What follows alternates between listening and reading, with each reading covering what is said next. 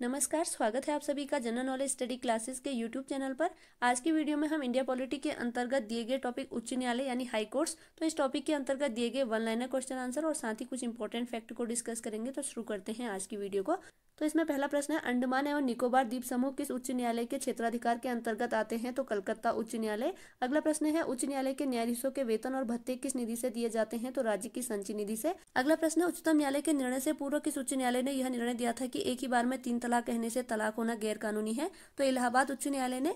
Next यहाँ पर दिया गया है, न्यायाधीशों को हटाने की प्रक्रिया में 3 सदस्यीय समिति। तो इनमें है भारत के मुख्य न्यायाधीश या उच्चतम न्यायालय का कोई अन्य वरिष्ठ न्यायाधीश, उच्च न्यायालय का मुख्य न्यायाधीश, एक प्रख्यात विधिवेत्ता। अगला प्रश्न है, उच्च न्यायालय का न्यायाधीश अपना त्यागपत्र किसे संबोधित करता है? तो राष्ट्रपति को।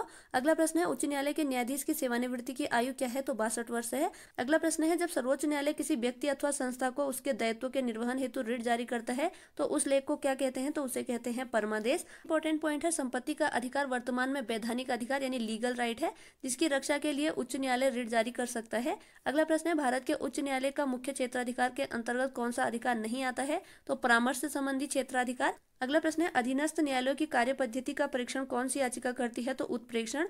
अगला इंपॉर्टेंट फैक्ट है, मूल अधिकारों का संरक्षण उच्च न्यायालय और उच्चतम न्यायालय दोनों की अधिकारिता में आता है। अगला प्रश्न है, भारत के संविधान के अनुसार जिला न्यायाधीश के अंतर्गत कौन सम्मिलित नहीं होता है? तो अधिकरण न्यायाधीश। अगला प्रश्न है, निवारक निरोध के अंतर्गत एक व्यक्ति को बिना मुकदमा चलाए कितने दिनों तक बंदी बनाकर रखा जा सकता है? तो 3 माह तक। नेक्स्ट यहाँ पर दिए गए हैं उच्च न्यायालय से संबंधित अनुच्छेद। तो अनुच्छेद और विषय वस्तु दी गई है। अनुच्छेद 214 के अंतर्गत है राज्यों के लिए उच्च न्यायालय की व्यवस्था। अनुच्छेद 215 के अंतर्गत है उच्च न्यायालय अभिलेख के न्यायालय के रूप में। अनुच्छेद 216 के अंतर्गत है उच्च न्यायालय का गठन। अनुच्छेद 217 के अंतर्गत है उच्च न्यायालय के न्यायाधीश पद के लिए नियुक्ति एवं अहर्ताएं। अनुच्छेद 218 के अंतर्गत है उच्च न्यायालय में उच्चतम न्यायालय से संबंधित कुछ प्रावधानों का लागू होना। अनुच्छेद 219 के अंतर्गत है उच्च न्यायालय के न्यायाधीशों की शपथ ग्रहण। अनुच्छेद 220 के अंतर्गत है स्थायी न्यायाधीश बहाल होने के बाद प्रैक्टिस पर प्रतिबंध। अनुच्छेद 221 के अंतर्गत है न्यायाधीशों का वेतन भत्ते इत्यादि। अनुच्छेद 222 के अंतर्गत है किसी न्यायाधीश का एक उच्च न्यायालय से दूसरे उच्च न्यायालय में स्थानांतरण। अनुच्छेद 223 के अंतर्गत है कार्यवाहक मुख्य न्यायाधीश की नियुक्ति। अनुच्छेद 224 के अंतर्गत है अतिरिक्त एवं कार्यवाहक न्यायाधीशों की नियुक्ति। अनुच्छेद 224A के अंतर्गत है उच्च न्यायालयों में सेवानिवृत्त न्यायाधीशों की नियुक्ति। अनुच्छेद 225 के अंतर्गत है उच्च न्यायालयों का क्षेत्राधिकार। अनुच्छेद 226 के अंतर्गत है कुछ रिट याचिकाएं जारी करने की उच्च न्यायालयों की शक्ति। अनुच्छेद 226A है, अनुच्छेद 226 के अंतर्गत केंद्रीय अधिनियमों की संवैधानिक वैधता पर विचार नहीं किया जाना निरस्त कर दिया गया है यह अनुच्छेद। अनुच्छेद 227 है उच्च न्यायालय की सभी अधीनस्थ न्यायालयों पर अधीक्षण की शक्ति। अनुच्छेद 228 है उच्च न्यायालयों में कुछ मामलों का स्थानांतरण। अनुच्छेद 228 से है राज्य अधिनियमों की संवैधानिक वैधता से संबंधित प्रश्नों के विस्तारण के लिए विशेष प्रावधान, यह भी निरस्त कर दिया गया है। अनुच्छेद 229 है पदाधिकारी तथा सेवक एवं उच्च न्यायालयों के व्यय। अनुच्छेद 230 है उच्च न्यायालयों का क्षेत्राधिकार। और अनुच्छेद 231 है 2 या अधिक राज्यों के लिए एक साझे उच्च न्यायालय की स्थापना। अगला इंपॉर्टेंट फैक्ट है, उच्च न्यायालय के न्यायाधीशों को पेंशन भारत की संचयी निधि से दिया जाता है। नेक्स्ट यहाँ पर दिए गए हैं उच्च न्यायालय पीठ की अवस्थिति एवं क्षेत्राधिकार। तो उच्च न्यायालय स्थापना वर्ष, राज्य क्षेत्रीय क्षेत्राधिकार, मुख्य पीठ व खंडपीठ दिए गए हैं। तो सबसे पहले है कोलकाता उच्च न्यायालय। इसकी स्थापना हुई थी 1862 में। राज्य क्षेत्रीय क्षेत्राधिकार के अंतर्गत है पश्चिम बंगाल, अंडमान निकोबार द्वीप समूह। मुख्य पीठ कोलकाता में है, पोर्ट ब्लेयर में खंडपीठ है। बॉम्बे या मुंबई उच्च न्यायालय, इसकी स्थापना 1862 में हुई थी।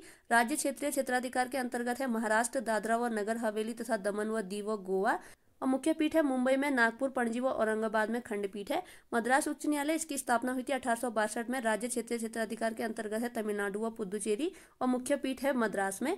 चौथा है कर्नाटक उच्च न्यायालय, इसकी स्थापना हुई थी 1884 में और इसका राज्य क्षेत्रीय क्षेत्राधिकार के अंतर्गत है कर्नाटक और मुख्य पीठ है बेंगलुरु में। पांचवा है इलाहाबाद उच्च न्यायालय और इसकी स्थापना हुई थी 1866 में और राज्य क्षेत्रीय क्षेत्राधिकार के अंतर्गत है उत्तर प्रदेश और इसकी मुख्य पीठ है प्रयागराज में और लखनऊ में खंडपीठ है।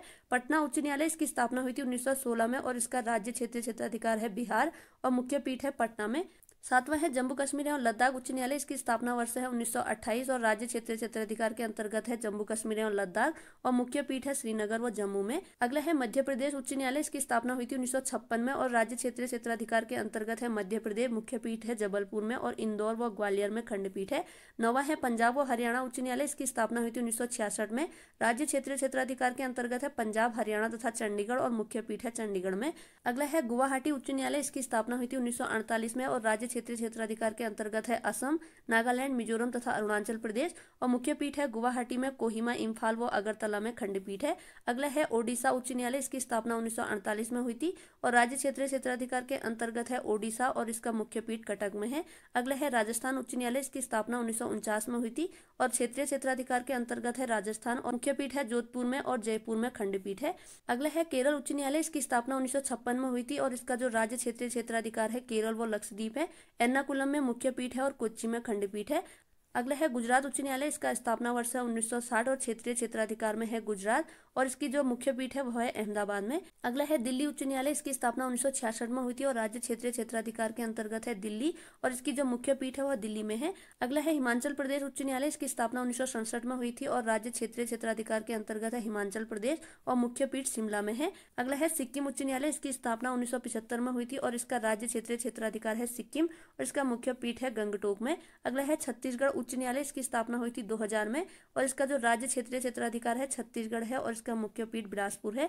अगला है उत्तराखंड हाईकोर्ट यानी उत्तराखंड उच्च न्यायालय, इसकी स्थापना हुई थी वर्ष 2000 में और इसका जो राज्य क्षेत्रीय क्षेत्राधिकार है उत्तराखंड में है और इसका मुख्य पीठ नैनीताल में है।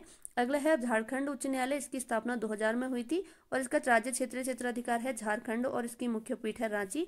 अगला है मेघालय उच्च न्यायालय, इसकी स्थापना हुई थी वर्ष 2013 में और इसका राज्य क्षेत्रीय क्षेत्राधिकार है मेघालय और इसकी मुख्य पीठ है शिलोंग में। अगला है मणिपुर उच्च न्यायालय, इसकी स्थापना हुई थी वर्ष 2013 में और इसका राज्य क्षेत्रीय क्षेत्राधिकार है मणिपुर में और मुख्य पीठ इम्फाल में है। अगला है त्रिपुरा उच्च न्यायालय, इसकी स्थापना वर्ष 2013 में हुई थी और इसका जो राज्य क्षेत्रीय क्षेत्राधिकार है त्रिपुरा है और इसका मुख्य पीठ जो है अगरतला में है। अगला है तेलंगाना उच्च न्यायालय, इसकी स्थापना वर्ष 2019 में हुई थी और इसका जो राज्य क्षेत्रीय क्षेत्राधिकार है वह तेलंगाना है और मुख्य पीठ हैदराबाद में है। अगला है आंध्र प्रदेश उच्च न्यायालय, इसकी स्थापना 2019 में हुई थी, राज्य क्षेत्रीय क्षेत्राधिकार के अंतर्गत है आंध्र प्रदेश और मुख्य पीठ अमरावती में है। नेक्स्ट यहाँ पर विशेष में दिया गया है 7 केंद्र शासित प्रदेश विभिन्न राज्यों के उच्च न्यायालयों के अंतर्गत आते हैं और 6 उच्च न्यायालयों की स्थायी खंडपीठ है। इनमें है इलाहाबाद, बॉम्बे, गुवाहाटी, मध्य प्रदेश, मद्रास और राजस्थान। केवल कर्नाटक उच्च न्यायालय मुख्य पीठ बेंगलुरु की 2 सर्किल खंडपीठ है, इनमें है धारवाड़ और गुलबर्गा। तो कोलकाता, बॉम्बे या मुंबई, मद्रास हाईकोर्ट की स्थापना 1862 में हुई थी। कर्नाटक हाईकोर्ट की स्थापना 1884 में हुई थी और इलाहाबाद हाईकोर्ट की स्थापना 1866 में हुई थी। पटना हाईकोर्ट की स्थापना 1916 में हुई थी। जम्मू कश्मीर एवं लद्दाख हाईकोर्ट की स्थापना 1928 में हुई थी। मध्य प्रदेश हाईकोर्ट की स्थापना और केरल हाईकोर्ट की स्थापना 1956 में हुई थी। पंजाब व हरियाणा हाईकोर्ट की स्थापना 1966 में हुई थी और दिल्ली हाईकोर्ट की स्थापना भी 1966 में ही हुई थी। गुवाहाटी और ओडिशा हाईकोर्ट की स्थापना 1948 में हुई थी। गुजरात हाईकोर्ट की स्थापना 1960 में हुई थी। हिमाचल प्रदेश हाईकोर्ट की स्थापना 1967 में हुई थी। सिक्किम हाईकोर्ट की स्थापना 1975 में हुई थी। छत्तीसगढ़, उत्तराखंड और झारखंड हाईकोर्ट की स्थापना 2000 में हुई थी। मेघालय, मणिपुर, त्रिपुरा हाईकोर्ट की स्थापना 2013 में हुई थी और तेलंगाना हाईकोर्ट और आंध्र प्रदेश हाईकोर्ट की स्थापना 2019 में हुई थी। अगला प्रश्न है इलाहाबाद उच्च न्यायालय का गठन कब हुआ था? तो वर्ष 1866 में। अगला प्रश्न है न्यायालय की कार्यवाही लंबित होने की दशा में लागू की जाती है? तो प्रतिषेध। नेक्स्ट इंपॉर्टेंट पॉइंट है उच्च न्यायालय की अधीक्षण शक्ति में सैन्य न्यायालय शामिल नहीं है। अगला प्रश्न है नागरिकों के मूल अधिकारों से जुड़े मामले उच्च न्यायालय के किस अधिकारिता के अंतर्गत आते हैं? तो मूल अधिकारिता के अंतर्गत। अगला इंपॉर्टेंट पॉइंट है उच्च न्यायालय की प्रथम महिला न्यायाधीश अन्ना चंडी थी तथा प्रथम महिला मुख्य न्यायाधीश लीला सेठ थी।